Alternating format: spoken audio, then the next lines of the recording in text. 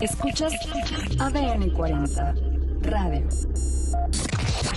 ADN 40 Radio. Siempre conmigo. ¿Cómo le va? Es un gusto saludarlos aquí en La Espuma de los Días, en nuestro primer programa del año. Espero que bueno, pues que todo lo que usted emprenda este año sea de bendición, que sea un buen año, que haya salud, que haya amistad, que haya de todo, pero sobre todo que haya bienestar emocional, salud espiritual y de todo eso de lo que hablamos aquí en La Espuma de los Días. Y sobre todo que nos acompañe, que se quede con nosotros a lo largo de este año, porque pues nos la vamos a pasar muy bien. El día de hoy tenemos una invitada muy querida para mí, Elena López Mateos, que nos trae su libro Como el canto del cisne. Ahorita, en unos minutitos más, va a estar con nosotros. Síganos en todas nuestras plataformas. Ya sabe usted, en X, Facebook, YouTube, TikTok, en todas lo vemos, lo leemos y también lo escuchamos. A mí me encuentra en todas las redes como Neira Moncayo. Y el día de hoy tiene algunos datos Elizabeth Durón. ¿Cómo estás, Eli? Hola, muy bien, gracias. Y bueno, cada 2 de enero el mundo celebra el Día Mundial del Introvertido y es una fecha para reconocer y apreciar a las personas introvertidas y su contribución a la sociedad. Y destacan características positivas de las personas introvertidas, como su capacidad para la reflexión profunda, su empatía y su enfoque en relaciones significativas. Y también se destaca la importancia de respetar su necesidad de tiempo a solas para recargarse. Así que si eres introvertido, eres importante para la sociedad y también suma. Sí, ¿verdad? A veces ciertas características se ven como si fueran positivas o negativas y no es así. Todas tienen su parte positiva. Así es. Y también, imagínate un extrovertido en cosas que tienen que ser más de calma y todo, pues, o sea, vienen a ser todo un desastre, ¿no? Así es, sí. Pero bueno, muchas gracias, Eli. No, gracias a ustedes. Y vámonos ahora ya con esta entrevista. Elena, querida, ¿cómo estás? Bendecida, bendecida. Fue Dios, me quiere tanto, me deja ver su amor en tantas sutilezas durante el día. Desde que despierto me siento bendecida. Y es que traes este libro que vamos a ver, porque ahí tenemos en pantalla, lo grabamos, es como el canto del cisne, donde pues nos hablas y un punto de vista sobre pues la vida de tus papás. Dime quiénes son tus papás. Mira, yo soy hija de un matrimonio muy amoroso, corto y trágico, entre el expresidente de México, Adolfo López Mateos, y el amor de su vida, mi mamá, Angelina Gutiérrez Adurní, que fue la jovencita que le robó el corazón definitivamente, ¿no? Entonces, el libro es de la historia de mis padres, pero es mi historia, más que nada. Es mi historia de cómo yo nací de este matrimonio que por muchas circunstancias fue secreto, estuvo en boca de todo México sin nadie saber cuál era la verdad de las cosas, porque fue un matrimonio secreto. Y crecí con una hambre de papá terrible, porque se murió cuando yo tenía 3 años. Entonces conocí a mi papá gracias a las anécdotas que me contaba la familia de él. Y todas eran magníficas, Ney, increíbles. Mi papá, un tipazo, guapísimo, generoso, carros sports, ve tú a saber, ¿no? Bailarín, aquí lo Sí, veo bailando bailarín, con toda la familia. toda la familia, ¿no? Entonces, yo crecí con esta idea de que mi papá había sido algo magnífico y a mi mamá de alguna manera le había faltado valor para pelear por mi hermano y por mí, porque mi papá no tuvo tiempo de reconocernos legalmente como sus hijos y no teníamos actas de nacimiento. Y esto es una idea que yo me hice por 20 años. Pobre de mi papá, se enfermó súbitamente, no nos pudo ni reconocer y mi mamá, como sabiendo que estaba enfermo, no le dijo, oye, me reconoce a mis hijos, ¿no? Y no es hasta que yo tengo 20 años que mi mamá me dice la verdad de la situación de que, bueno, mijita, no es que no te quiso No es que no haya tenido tiempo de reconocerte como su hija, es que no quiso, es que él decidió no hacerlo. Y ese rechazo lo tomé tan personal, Ney, y me entró una cólera en contra de mi mamá y mi familia por haberme mentido por 20 años y en contra de mi papá por no haberme querido y querido que fuera yo su hija. Lo tomé como muy personal. Y 20 años de mi vida viví con un rencor y una carga muy fuerte en contra de mis padres. Y traté de automedicarme de miles de maneras. Y no fue hasta que, gracias a Dios, entendí que tenía yo que perdonar a mi papá de corazón, que el perdón era una decisión que yo tenía que tomar. Y aunque no fuera mío, yo decía, Jesús, dame tú el perdón, o sea, dame tú esa fuerza que yo necesito, porque me duele en el alma el rechazo de mi papá. Me ha afectado toda mi vida, me ha afectado en mis relaciones amorosas, en mi seguridad como persona, o sea, en tantas cosas. Le rompió el corazón a mi mamá, o sea, la devastó, ¿no? Y cuando finalmente lo pude perdonar, me reconcilié con él y también con mi mamá, porque finalmente, después de un diagnóstico de demencia senil, se atrevió a decirme, ok, se me están olvidando las cosas, vamos a hablar de la verdad, una verdad que yo no conocía, de cómo fue su vida de casada con mi papá. Y entonces, por primera vez en la vida, me cuaja a mí la historia donde esa balanza de que a mi mamá le había faltado valor, pero de ninguna manera, mi mamá tuvo muchísimo valor. Al que le faltaron huevos fue a mi papá, ¿no? ¿Por qué? Por el que dirán, por ese ego presidencialista tan fuerte que tenía, que le dijo a mi mamá, tú estás muy joven, tú te vas a volver a casar, yo estoy desahuciado, me voy a morir, que alguien más le dé mi nombre a mis hijos, o sea, su nombre a mis hijos. ¿Cómo es posible, Ney? Entonces, cuando finalmente me cuenta mi mami la verdad, digo, gracias, Dios mío, porque me puedo reconciliar también con mi mamá, ¿no? Reconciliar con mi historia de mis padres y platicarla, haz de cuenta como te la estoy contando ahorita, yo creo, en este libro que me salió del alma, Sí. que para mí ha sido una liberación increíble, porque desde niñita quería yo contar mi historia y que me creyeran.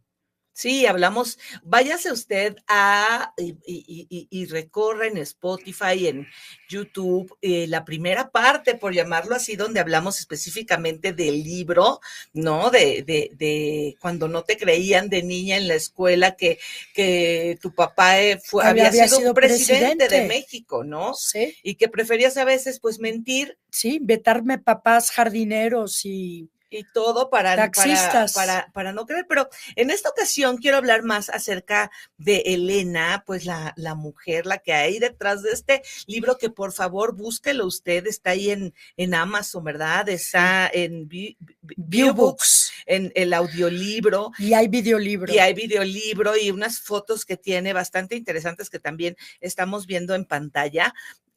Acerca de todos estos momentos. Bueno, a mí aquí, esta parte donde pones el acta de matrimonio religioso de tu papá y que, bueno, pues lo esconde prácticamente, aunque tuviera la bendición papal, por guardar una apariencia de la parte legal. ¿Eso qué te deja a ti? Fíjate que ahorita lo que siento es ternura por él. Digo, pobrecito que te importó tanto el que dirán, pobrecito. Eran otros tiempos también. Yo sé que eran otros tiempos y había tenido una envergadura fuertísima, ¿no? Yo entiendo eso, pero ahorita me es inconcebible que un papá pueda negarle a sus hijos ese nombre y ese cariño y decir que alguien más se ocupe de ellos, yo me voy a morir y nadie va a creer que fueron mis hijos, porque ya estoy grande, porque tú eres muy joven. O sea, no, eso, eso siempre me va a doler, pero ¿cómo te diré? Lo entiendo, digo, pobrecito que estaba en una posición tan dura donde tenía 7 aneurismas en el cerebro y el doctor le había dicho con un estornudo usted puede morir. O sea, tiene la vida contada. En cualquier estreñimiento, en cualquier estornudo, usted se va. Pero fíjate que esta historia que estamos escuchando de Elena López Mateos, pues también se puede sentir identificada hoy en día mucha gente, Elena. Claro. Porque es más común de lo que pensamos, personas que crecen sin la figura paterna. Ah, por supuesto. Y es como te digo, yo por crecer sin mi papá, lo conocí gracias a las anécdotas que me contaba la familia, que era de una manera grandilocuente. O sea, para mí la imagen de mi papá era inmensa, ¿me entiendes? No podía hacer nada mal. Y de repente me encuentro con la verdad, se me vino el mundo abajo. Claro. ¿No? La verdad se me vino el mundo abajo y tuve que pasar por muchas cosas muy fuertes, trabajo en mí misma y más que nada, te lo digo honestamente, la presencia de Dios que siempre me ha llevado y siempre pienso, ¿qué haría Jesús? Jesús perdonaría, Jesús perdonaría hasta 7 veces 7, siempre. Y eso es lo que yo siento que estaba como que atorando a mi papá, ¿no?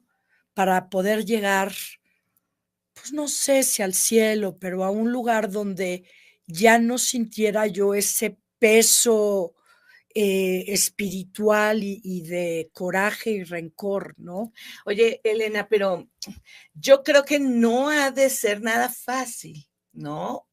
Ahora a lo mejor se habla y se escucha muy bonito, pero ha sido un proceso tuyo de años. Oh, sí, años, como te dije. ¿Has lidiado con una enfermedad o una situación emocional? Mental. Tengo un diagnóstico de bipolaridad y esto hace que yo sienta las cosas, los sentimientos mucho más extremos que las personas normales, ¿no? Entonces, cuando yo me siento sola, me siento más sola que nadie. O sea, una soledad que una persona normal nunca va a conocer, una tristeza que ni siquiera te asomas a lo que yo siento de tristeza. De la misma manera, una grandísima alegría cuando estoy en manía, ¿no? Por eso en el libro explico cómo yo de niña le puse a mis depresiones la matapollo y la hija del presidente, ¿no? Ajá. Pero no se conocen entre sí, no se acuerdan una de la otra. Y también pensar en esta parte de que yo pienso en los hijos de los expresidentes y vivieron durante muchos años con muchos privilegios, con seguridad del servicio de presidencia, ¿no? Con pensiones, y que bueno, también una decisión probablemente errónea, ¿no? De tu padre, porque pues qué culpa tienen los hijos, los hizo que se limitaran en cuanto a recursos, tu hermano y tú. Bueno, no, según mi mamá nos dejó un dinero en el banco a cada creo que era $1,000,000 a cada hijo. Mi mamá tenía 3 casas y le dejó unos, no sé exactamente qué eran, como, hace cuenta como timbres de correo, pero grandes que mi mamá cambiaba en el banco. No sé si era algo de inversiones o, sí me explico, o sea, no es que nos haya dejado totalmente desamparados en ese sentido económico, pero no nos heredó legalmente, aunque yo sé que mi padre fue un hombre honrado y he leído por ahí que su fortuna era de $6,000,000, que digo, comparado con los billones de otros presidentes, era algo muy, muy normal, claro, ¿no? Pero todo eso se fue, cuesta una casa, se fue, ¿no? A doña Eva y a su hija adoptada, a Besita, Ujú. su colección de coches, todo, todo. O sea, pero yo tengo una herencia maravillosa de mi papá. Tengo su don de palabra. Tengo el talento de mi abuelo y de mi abuela y de mi tía Esperanza, que todos trabajaron en libros, que El todos fueron carisma también. escritores, que todos fueron escritores. Y mi padre, yo sé porque me han dicho, fue un gran orador, ¿no? Ujú. Tenía esa electricidad y esa presencia. Y yo creo que de alguna manera yo heredé eso de él, ¿no? Y venir a México con mi marido francés y que la gente nos cuente anécdotas todavía de mi papá con tanto cariño, ese es el legado bonito de mi papá. Claro. A mí me impactó mucho este capítulo que se llama Dios nunca se equivoca. Háblanos un poquito de él. Pues es que Dios nunca se equivoca, ¿no? Sus caminos son perfectos. Somos nosotros que erramos constantemente, ¿no? Pero yo tuve pues una crisis de fe, si tú quieres, de alguna manera, cuando mi hermano murió, Ujú. porque yo soy una persona muy intuitiva, muy sensitiva y presentí la muerte. Y yo pensé claramente que la muerte venía por mí.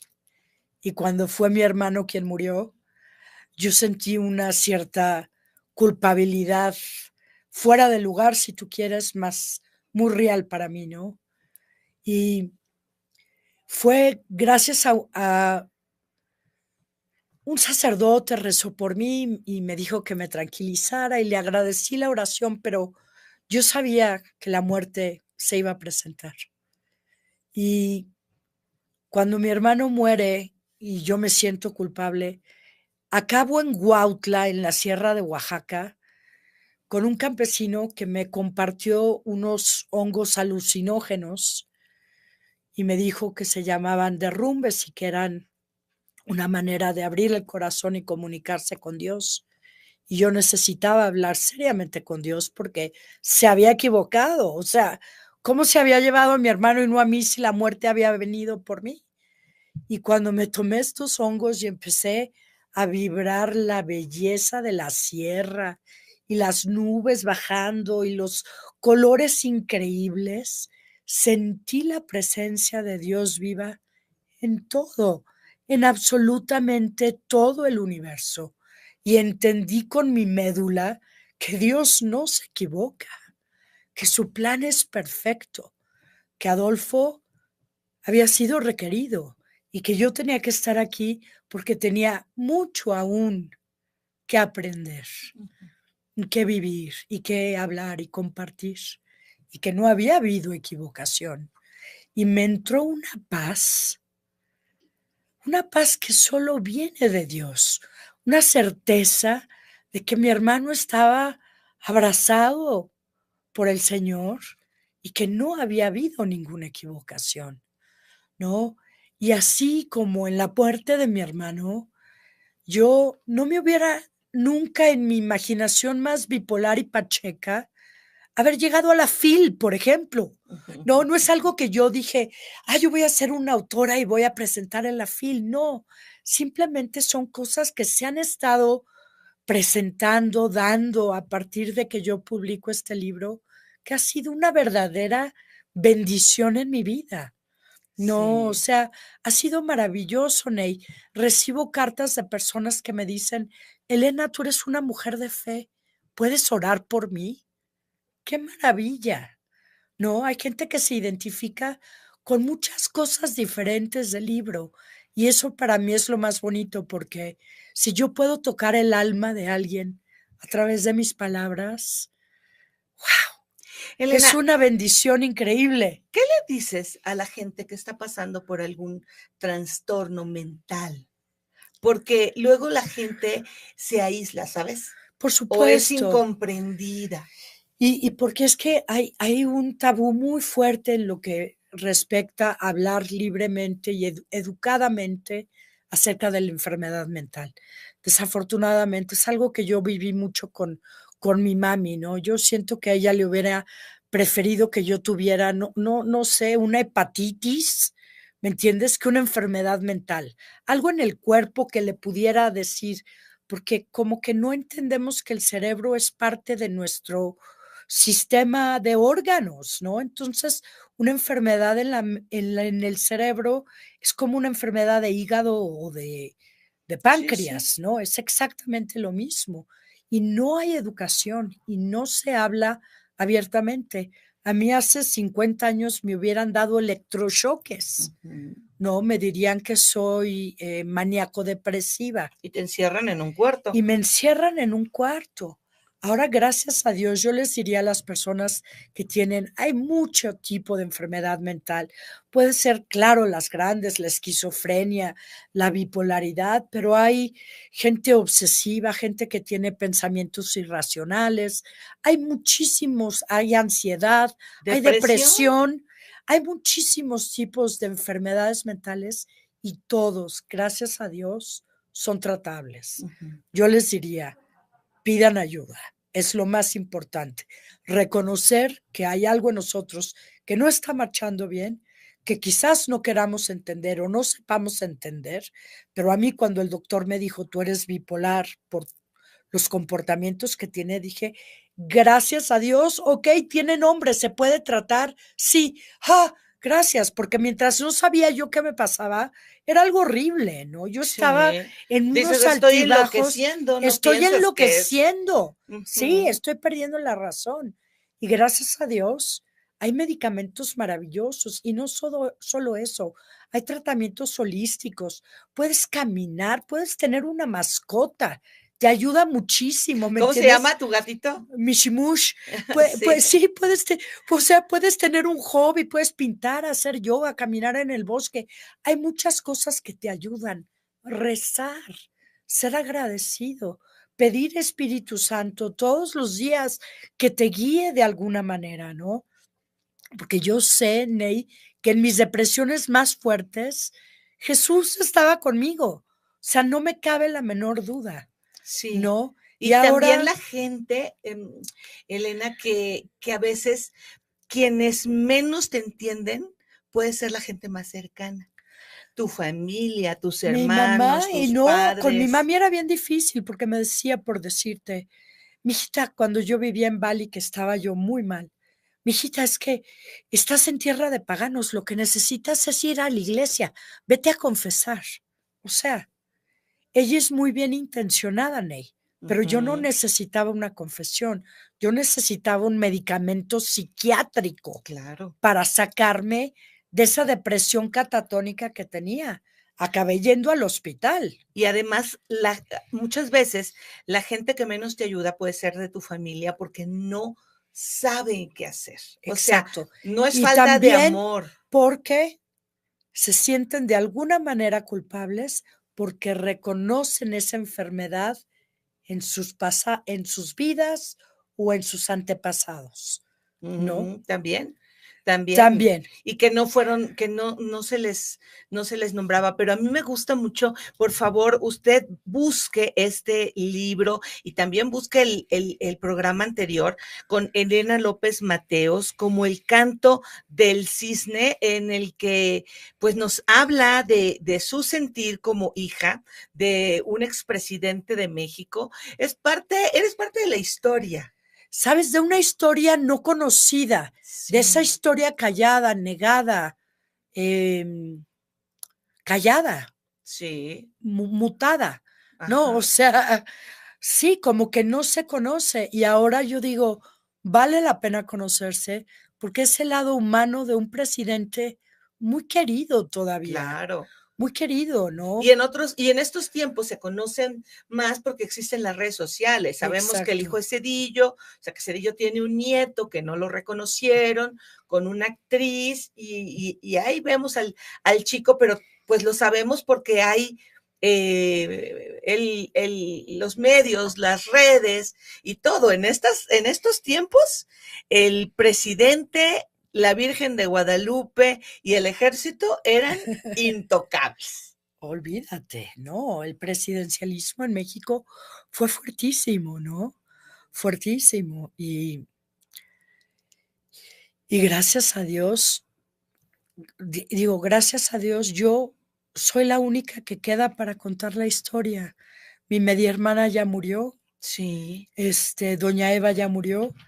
Mi mami tiene problemas de memoria de corto plazo, pero está tan orgullosa, tan feliz de que haya yo contado mi historia. Así es. De que Elena, haya yo contado muchas la verdad. gracias. Yo espero que cuando regreses a México otra vez nos vuelvas a visitar. Además, Gracias a somos ti hermanitas por- de cumpleaños. Sí, de pelos ¿eh? chinos, Sí, de lentes no, grandes. No, la verdad es que ha sido un placer que estás aquí con nosotros. Muchas gracias, te quiero Gracias a mucho. ti, Ney, igualmente. Dios te bendiga. Igualmente. Siempre. Y mire, ya sabe usted, todos aprendemos de las historias de otros, todos nos identificamos con algo y todos podemos salir adelante. Busque ayuda y pues ya sabe usted, de la abundancia del corazón habla la boca.